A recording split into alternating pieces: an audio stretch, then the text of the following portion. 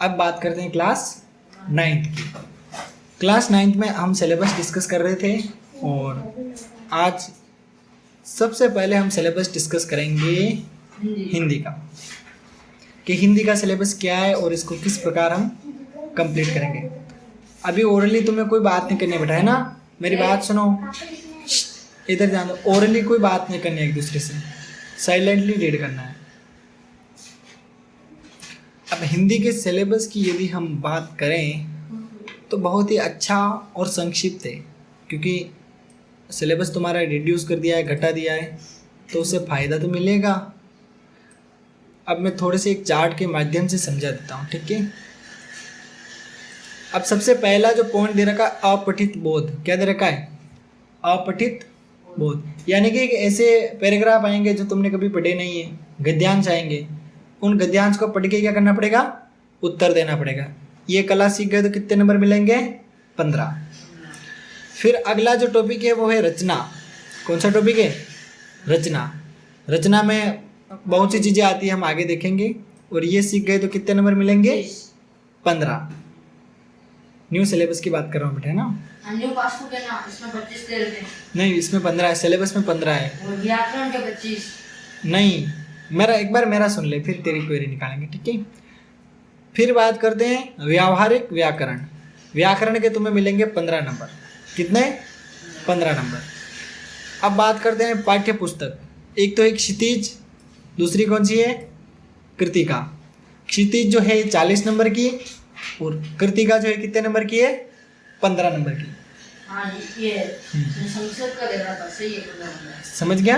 हाँ ये वाला। यस। ये देखो। अच्छा, मैंने कोई गलत तो नहीं बताया? हाँ ठीक है। ये वाला हिंदी का। यस, मैं गलत नहीं बताऊंगा तेरे को। चलो, अब अपठित गद्यांश के बारे में भी हमें थोड़ी बहुत जानकारी होनी चाहिए, ठीक है? तो इसके बारे में जानकारी ले लेते हैं।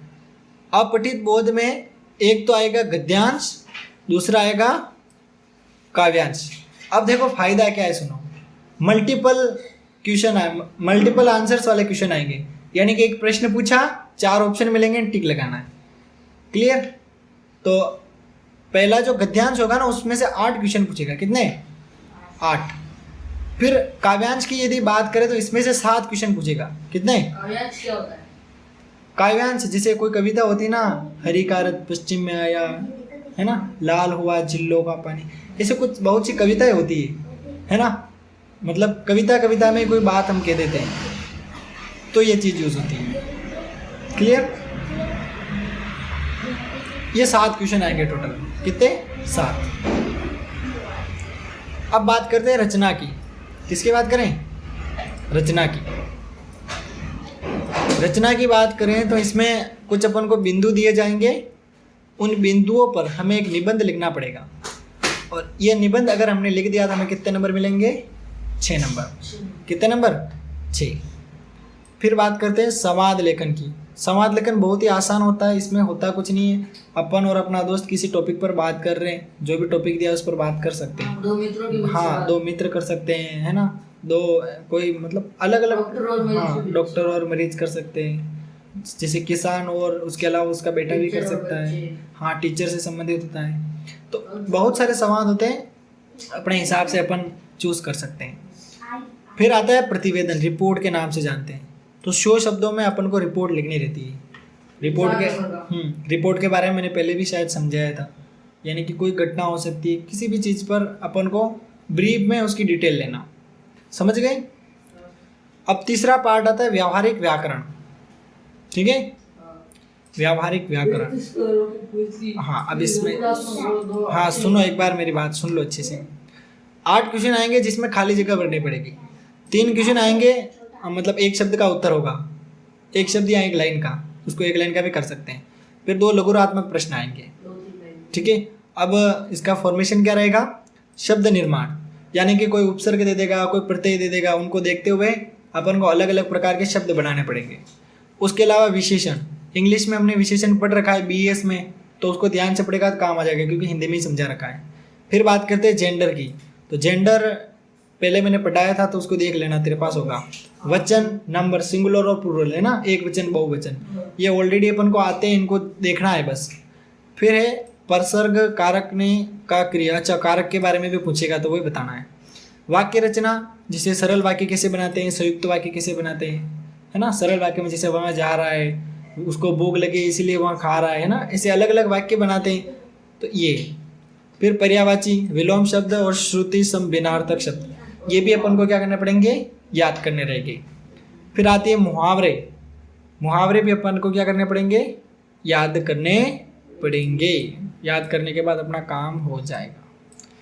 अब बात करते हैं किताब की, ध्यान से सुनना इम्पोर्टेंट है।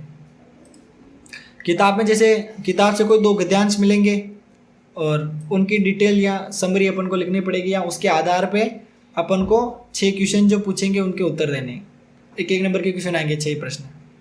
पद्यांश में बिल्कुल सेम होगा, तुम्हारी जो बुक है उसमें से पद्यांश भी उठाए जाएंगे और उसमें से प्रश्न पूछे जाएंगे। जैसे 6 अति लघुरात्मक प्रश्न, 3 गद्य से पूछेगा, 3 पद्य से पूछेगा, 5 लघुरात्मक प्रश्न, ये तुम्हारी बुक के पीछे के क्वेश्चन है। 3 गद्य से पूछेगा, 2 पद्य से पूछेगा, 1 दीर्घ उत्तरात्मक प्रश्न, यानी कि बड़ा उत्तर देना पड़ेगा इसका शायद। फिर एक प्रश्न ऐसा आएगा जिसमें तुम्हारे लेसन में जितने भी लेसन हैं उनके राइटर हैं, उनके राइटर के बारे में लिखना पड़ेगा। तो इसके लिए हम अलग से एक वीडियो मतलब क्लास रिकॉर्ड करेंगे या क्लास लाएंगे जिसमें सारे राइटर के नाम और उनकी ब्रीफ में इंफॉर्मेशन जान लेंगे।